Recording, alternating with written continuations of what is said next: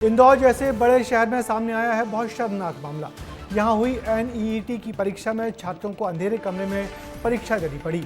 आंधी तूफान के बीच बिजली न होने से इंदौर के कुछ परीक्षा केंद्रों में अंधेरा छाया रहा और कुछ कमरों में तो मोमबत्ती तक जलानी पड़ी।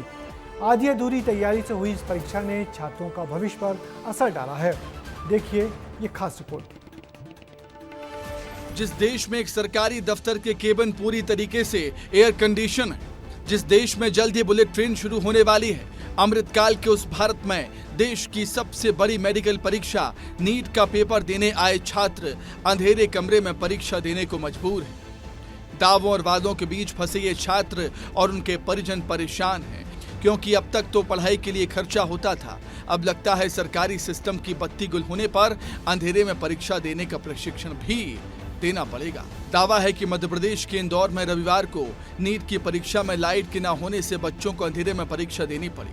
दावा है कि मोमबत्ती जलाकर परीक्षा दिलवाई गई और बारिश की वजह से इन बच्चों की उत्तर पुस्तिकाओं को सिस्टम की लीकेज के चलते बारिश में भीगने के लिए छोड़ दिया गया।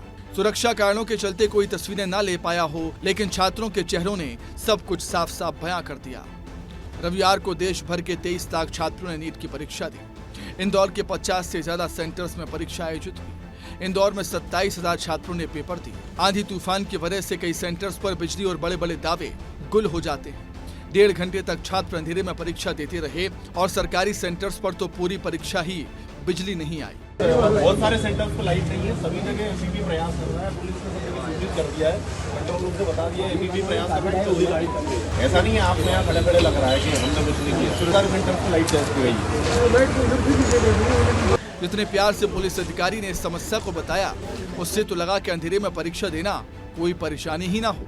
लेकिन जो छात्र एग्जाम सेंटर से बाहर आए, उनके चेहरे पर इन पुलिस अधिकारियों की तरह मुस्कुराहट नहीं थी। दुख था, गुस्सा था और मन में टीस थी कि जो मनोबल परीक्षा के कठिन सवाल नहीं तोड़ पाए, वो काम सिस्टम ने कर दिखाया।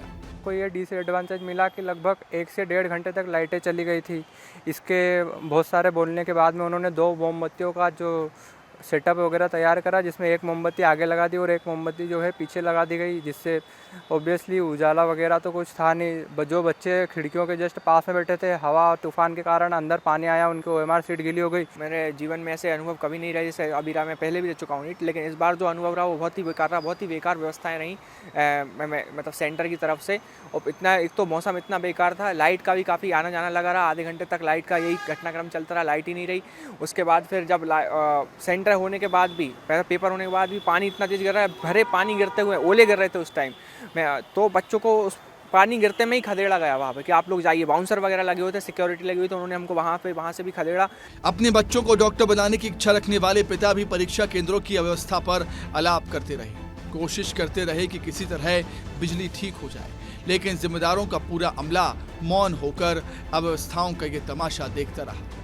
को जो सेंटर मिला था हमारे बच्चों को, वो मिला था केंद्रीय विद्यालय नंबर 1, जहाँ पर बहुत बुरी तरह से अव्यवस्थाएं थी। लाइट चली गई, 1.5 घंटे तक लाइट नहीं आई, बारिश हो रही थी, ओएमआर बच्चों की भीग रही थी। अंधेरे में बच्चे पेपर कैसे करें, इस बात को सोचकर जब बच्चों ने आकर हमको घर पे बताया तो हमें खुद को रोना आया। बच्चे बहुत बुरी तरह से रो के बाहर निकल रहे थे। 45 से 50 मिनट मतलब 1 घंटे के अप्रोक्स में लाइट शुरू स्टार्टिंग में गई। पेरेंट्स के साथ भी बदतमीजी वगैरह कर रहे थे, उनको बाहर कर रहे थे। बच्चे बहुत परेशान थे, अंधेरा था, खिड़कियों में अंधेरा। कलेक्टर से सवाल पूछे गए तो उन्होंने कह दिया कि नीट की परीक्षा में पावर बैकअप की व्यवस्था के लिए प्रावधान नहीं है। अगली बार ऐसा होगा तो ध्यान रखेंगे।